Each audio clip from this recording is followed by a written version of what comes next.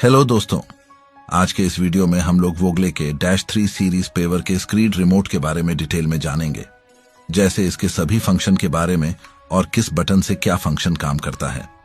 दोस्तों, ये video 2 part में होने वाला है। पहले पार्ट में हम लोग इसके बटन वाले सेक्शन के बारे में जानेंगे और दूसरे पार्ट में इसके डिस्प्ले सेटिंग्स के बारे में जानेंगे। तो चलिए फिर बिना किसी देरी के वीडियो को शुरू करते हैं। दोस्तों, सबसे पहले ये इमरजेंसी स्विच है जिसको प्रेस करने से मशीन का इंजन सडनली स्टॉप हो जाता है। फिर ये स्मार्ट व्हील है जिसको लेफ्ट या राइट घुमा के आप स्क्रीड को अंदर या बाहर कर सकते हैं। वहीं ये चारों स्विच 2 पॉइंट स्केल को अप डाउन करने के लिए है, जिसमें ये दोनों लेफ्ट का है और ये राइट का। ये स्विच हॉर्न का है और ये दोनों स्विच क्राउन एडजस्टमेंट का है, जहां आप ये प्लस या माइनस को प्रेस करके स्क्रीड का क्राउन एडजस्ट कर सकते हैं, कुछ इस तरह से। अब ये स्विच स्क्रीड फ्लोट का है, जिसको प्रेस करने से स्क्रीड सडनली डाउन होने लगता है। इस फंक्शन को कई बार अलग अलग जरूरत के हिसाब से यूज किया जाता है। दोस्तों, ये स्विच कन्वेयर को मैनुअल घुमाने के लिए यूज किया जाता है, जबकि ये कन्वेयर ऑटो स्विच है जो लेइंग के समय कन्वेयर को ऑटोमेटिक घुमाने के लिए ऑन किया जाता है। दोस्तों, ये दोनों स्विच ऑगर टनल को अप या डाउन करने के लिए यूज किया जाता है, जबकि ऑगर की स्पीड को कम या ज्यादा करने के लिए ये प्लस माइनस स्विच दिया गया है। वही ये स्विच ऑगर को मैनुअल घुमाने के लिए है और ये स्विच रिवर्स घुमाने के लिए है, जबकि इस येलो स्विच से आप ऑगर को ऑटो मोड में सेट कर सकते हैं। दोस्तों, अब हम लोग इस पैनल के डिस्प्ले सेक्शन के बारे में जानेंगे।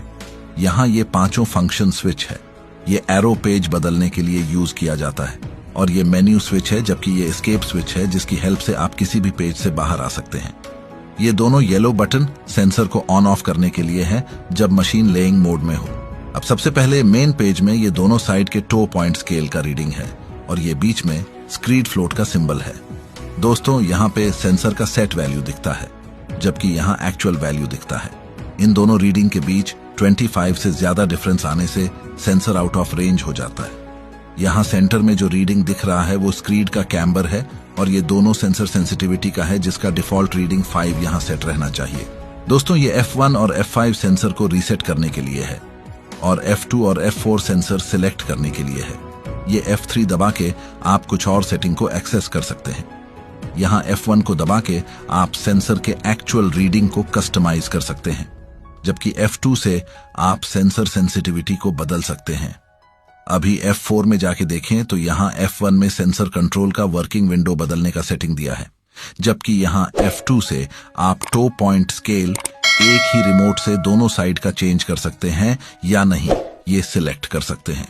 अब यहाँ F5 में डिस्प्ले ब्राइटनेस कंट्रोल का सेटिंग दिया गया है। दोस्तों, अब यहाँ मेन्यू ऑप्शन में जाएं तो सबसे पहले टेम्पर सेटिंग का पेज दिखेगा। यहाँ से आप टेम्पर को ऑटो मैनुअल कर सकते हैं, साथ ही स्पीड भी कम ज्यादा कर सकते हैं।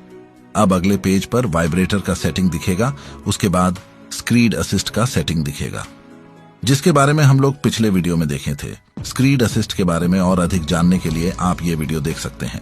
दोस्तों, ये स्क्रीड फ्लोट को ऑफ करने का स्विच है। वहीं अगला पेज स्क्रीड हीटिंग और लेइंग स्पीड देखने के लिए है। अब नेक्स्ट पेज में आप यहां से स्क्रीड हीटिंग को ऑन या ऑफ कर सकते हैं, जबकि अगले पेज में F1 दबा के मटेरियल डिफ्लेक्टर को अप या डाउन किया जा सकता है। अगले पेज में देखें तो यहाँ ऑगर टनल का हाइट दिखता है, जबकि ये अगला पेज ऑगर सेटिंग का है और इस पेज में क्राउन कैम्बर दिखता है। अब ये लास्ट पेज कन्वेयर स्पीड को कम या ज्यादा करने के लिए है। दोस्तों, अगर आपको इस वीडियो से कुछ नया सीखने को मिला हो तो आप इस वीडियो को लाइक करके इस चैनल को सब्सक्राइब कर सकते हैं। मैं मिलता हूं आपसे अगले वीडियो में, तब तक के लिए धन्यवाद। दोस्तों, अगर आप इस मशीन के मेन ऑपरेटिंग पैनल के बारे में देखना चाहते हैं तो इन दोनों वीडियो को देख सकते हैं।